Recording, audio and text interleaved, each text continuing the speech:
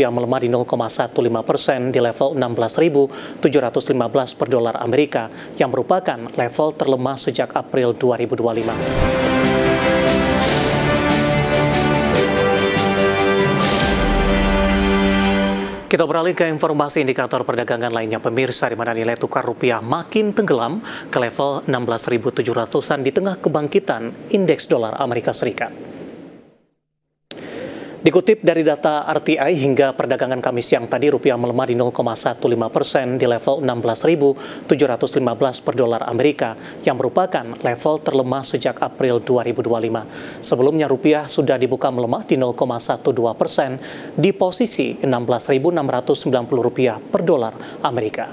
Rupiah melemah di tengah indeks dolar Amerika menguat signifikan di 0,63% di level 97,87 di Rabu pagi, posisi tertinggi sejak 4 September 2025. Di Kamis pagi melemah tipis di 0,04% di level 97,81. Penguatan indeks dolar terjadi karena pasar menafsirkan pernyataan Powell sebagai sinyal The Fed belum akan terburu-buru melonggarkan kebijakan moneter.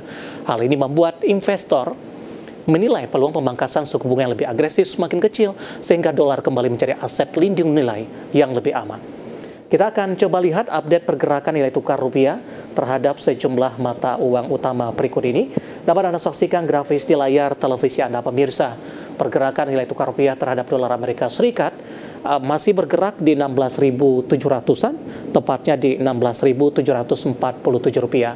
Kemudian terhadap euro di 19.663 rupiah, pound sterling di 22.558 rupiah, dan yen Jepang di 112,58 rupiah.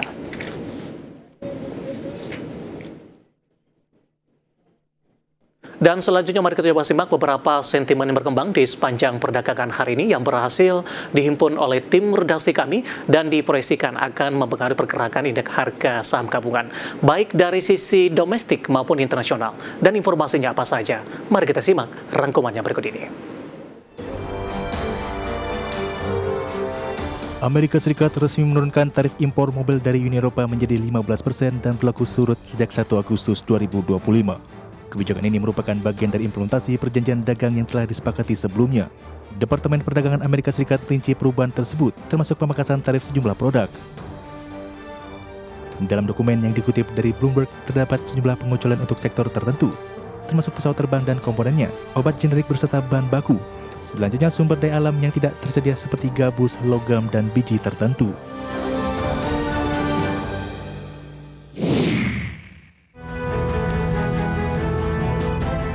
Dikutip dari Bloomberg, Gubernur Federal Reserve Bank of San Francisco, Mary Jelly, mengatakan pemangkasan suku bunga lanjutan kemungkinan masih diperlukan, seiring upaya The Fed memulihkan stabilitas harga sambil tetap memberikan dukungan yang diperlukan bagi pasar tenaga kerja. Namun langkah tersebut harus ditempuh dengan penuh kehati-hatian.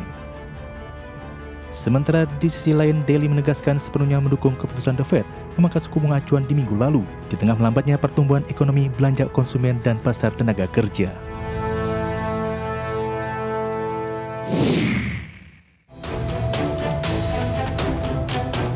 Indonesia dan Kanada Comprehensive Economic Partnership Agreement atau ICCP resmi ditandatangani dan diumumkan. Melalui kesepakatan tersebut, Kanada berkomitmen menghapus 90,5% tarif impor terhadap produk asal Indonesia. Sementara Indonesia memberikan liberalisasi sebesar 85,8% pos tarif. Implementasi ICCP diproyeksikan akan mendorong ekspor Indonesia ke Kanada hingga 11,8 miliar dolar Amerika Serikat pada tahun 2030, dengan tambahan pertumbuhan PDB nasional 0,12% serta peningkatan investasi sebesar 0,38%.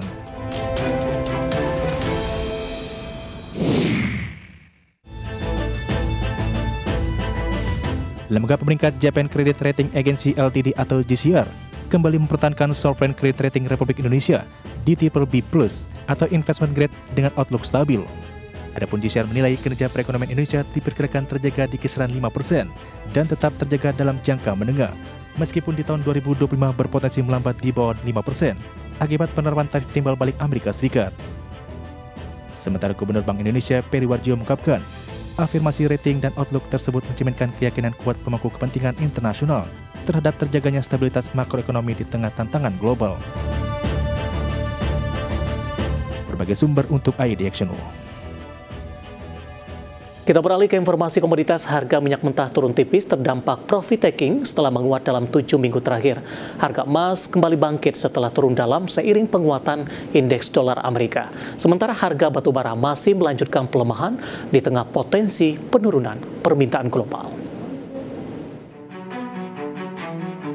Harga minyak turun tipis di Kamis pagi waktu Asia karena investor profit taking setelah melonjak level tertinggi dengan menguat 2,5% dalam 7 minggu.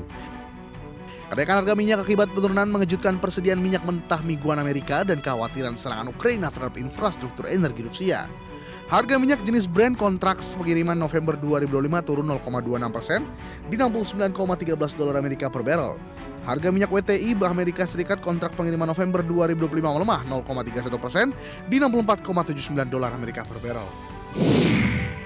Harga emas akhirnya melemah dari rekor tertinggi usai kenaikan 3 hari beruntun. Pelemahan terjadi usai indeks dolar Amerika Serikat mencatatkan kenaikan 0,63% di level 97,87. Hal ini membuat emas batangan yang ditransaksikan dalam dolar lebih mahal bagi pemegang mata uang lainnya. Di sisi lain, pasar tengah memantau data inflasi ekonomi Amerika Serikat yang akan segera rilis. Di Rabu, harga emas dunia turun 0,74% di $3.735,92 Amerika per troy ounce.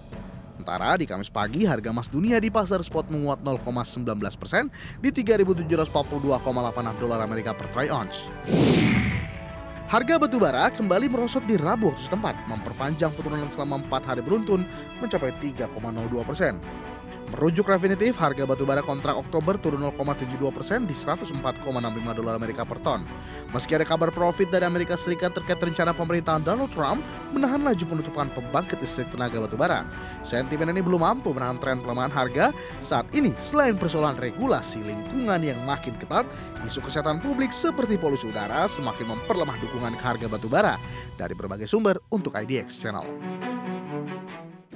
Dan seperti apa update terkini pergerakan harga sejumlah komoditas yang berhasil dihimpun oleh tim redaksi kami sampai dengan sore hari ini waktu Indonesia Barat. Dapat Anda saksikan grafis di layar televisi Anda pemirsa, di mana minyak WTI melemah di 0,26% di $64,82 Amerika per barrel.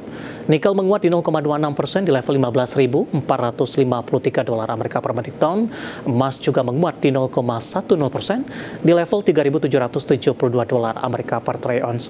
Sementara CPO menguat di 0,75% di Rp4.395 Malaysia per tonnya.